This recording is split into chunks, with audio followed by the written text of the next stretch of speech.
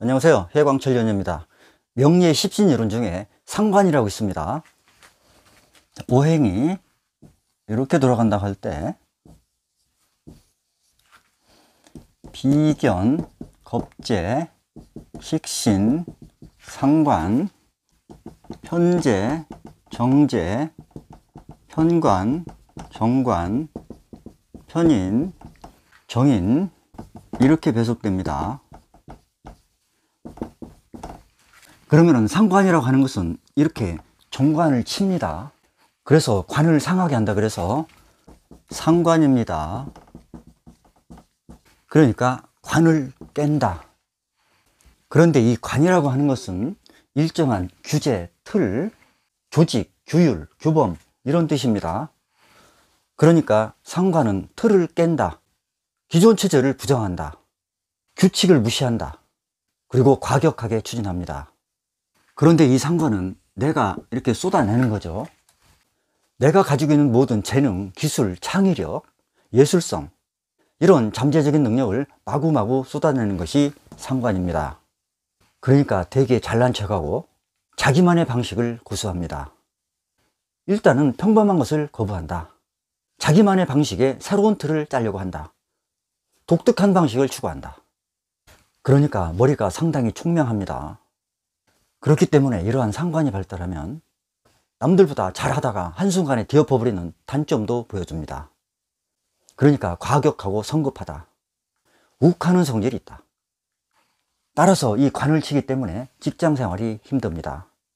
그리고 여명의 경우에는 관을 치기 때문에 남편 복이 약하다고 합니다. 그러니까 남자를 거부하게 됩니다. 따라서 상관이 강하면 말을 함부로 하기 때문에 항상 구설수에 주의하고 직장에 안 어울리기 때문에 프리랜서 같은 자유직업이 좋습니다. 그러면 이러한 강력한 상관을 통제해서 내가 유용하게 사용할 수 있다면 그 사주는 굉장히 큰 일을 할 수 있는 큰 그릇이 됩니다. 그런데 이 상관은 이렇게 인성한테 극을 당하죠. 그리고 일간이 양일간이냐 음일간이냐에 따라서 인성이나 칠살과 합을 해서 유용하게 사용되기도 합니다. 그러면 상관의 종류에는 어떠한 것이 있는지 오행별로 살펴보겠습니다.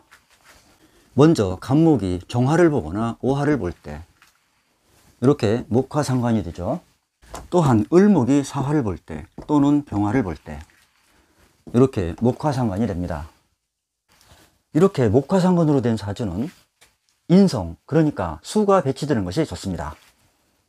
그러니까 갑오의 경우에는 해수나 임수가 와서 이렇게 정임합이나 우해합을 해주면 그릇이 커지게 됩니다.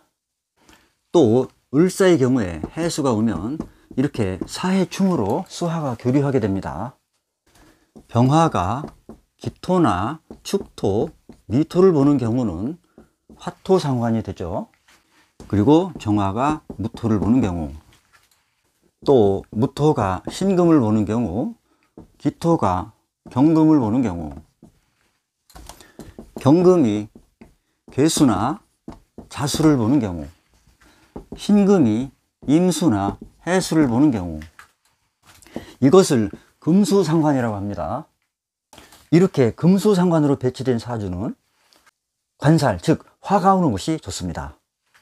그러니까 경자일주일 경우에 이렇게 오화가 오면 좌우충으로 수화가 교류됩니다.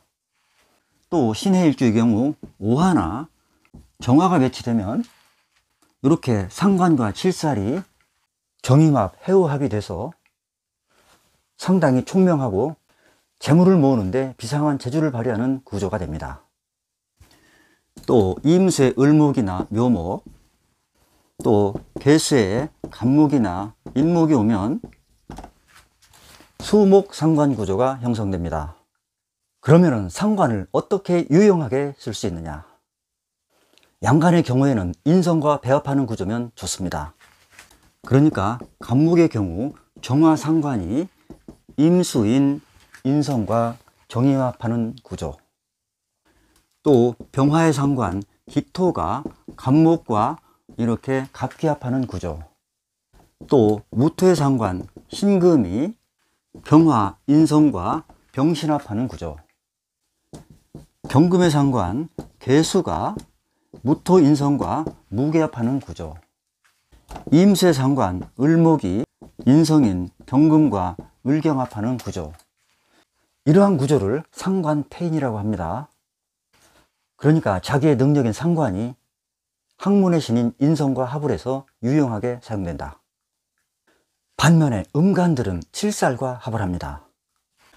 을목의 상관, 병화는 을목이 가장 무서워하는 칠살, 신금과 이렇게 병신합을 하죠.